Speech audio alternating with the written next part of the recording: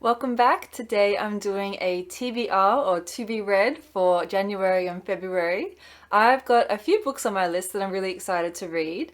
I generally like to keep my list relatively small and manageable because if I get more than about 7 or 8 books on my list, I just start to feel a bit overwhelmed and I don't know which one to read first. So I'm going to be talking about the 7 books on my TBR list. Please don't forget to subscribe to my channel, and if you like this video, give it a thumbs up and let's get right into it. The first book on my TBR is The Coffin Confessor by Edgar Williams.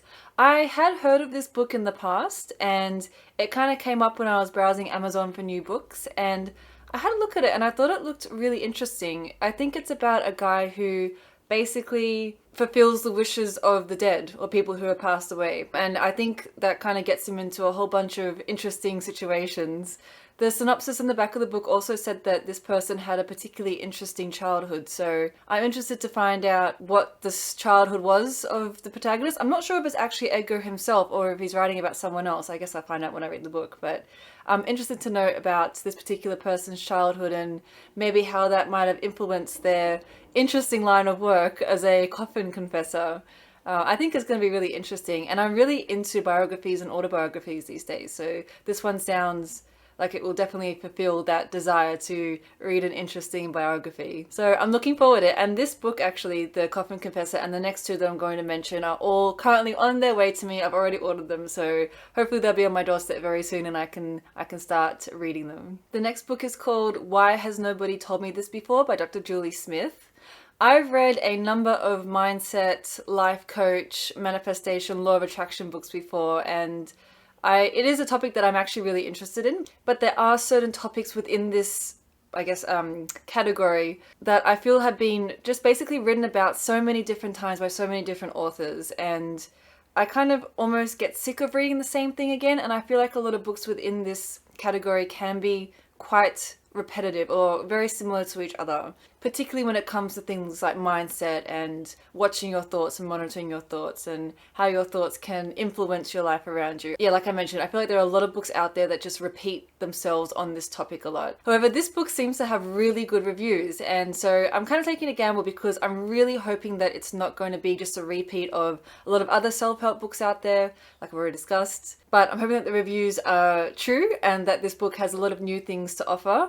And I'm really expecting to learn something new, even if it is in the self-help mindset genre. I really hope this book will give me some new information or some new tips on how to improve my life. The next book is The Baby Catcher by Peggy Vincent. This is another one that I hadn't heard of before until I just happened to scroll past it. I actually came across it because I was looking at another book that I recently read, The Hospital by the River by Dr. Catherine Hamlin. I was looking at that one on Amazon, and this one was a suggested book, and so I had a look. It has really, really good reviews. I believe it was written by a midwife, Peggy, and it's basically just her story of being a midwife for 30 years and all the amazing stories of different women that come in and different situations, and even though I'm not a doctor or anything like that, I do for some reason find the stories of doctors and surgeons to be particularly interesting. So I'm really hoping for some interesting stories out of this one, but particularly considering how highly it was reviewed, I think hopefully it will deliver. And that's a pun because it's about delivering babies.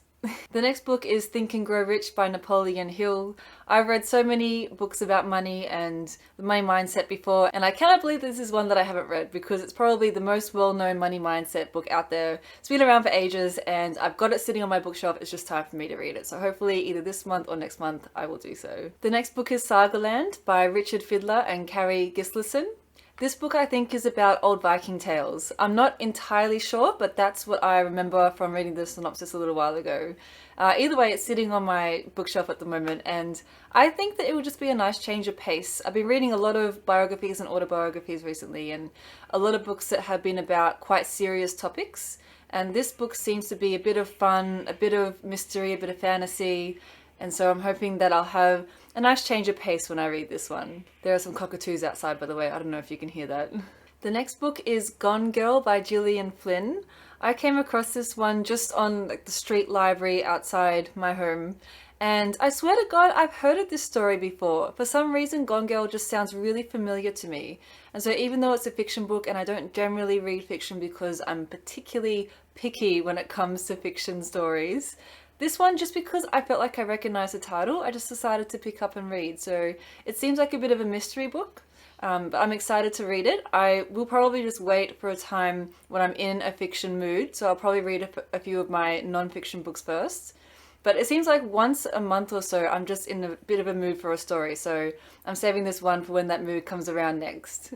And then finally on my to be read list, I've got All Our Shimmering Skies by Trent Dalton. This is another fiction book that I found in the library, and again, I recognize it. I've seen the title around a lot before, and it was there in the library in front of me, so I was like, yeah, I'll just pick it up and give it a go. Because I've got Gone Girl also on my to read in fiction, and I'm more interested in Gone Girl than All Our Shimmering Skies, I might actually not end up reading All of Our Shimmering Skies.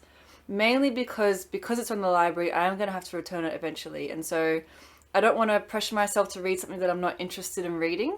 So if I get to All Our Shimmering Skies, great, I'll read it, but if not, I'm not too stressed about it. But the book itself does seem interesting enough. I think it's set in Australia in about the 1940s or something.